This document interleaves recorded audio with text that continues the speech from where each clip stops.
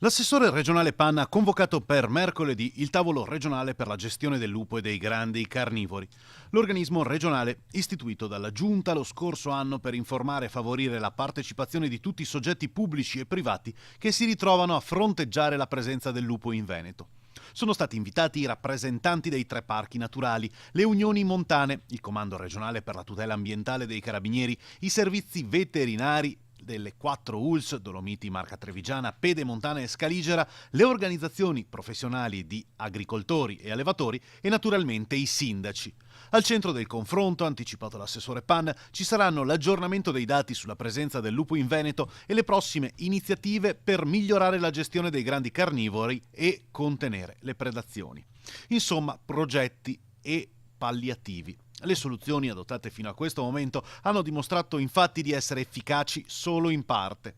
Chi vive e conosce la montagna ha già detto che il problema è sfuggito di mano e servirebbero gli abbattimenti.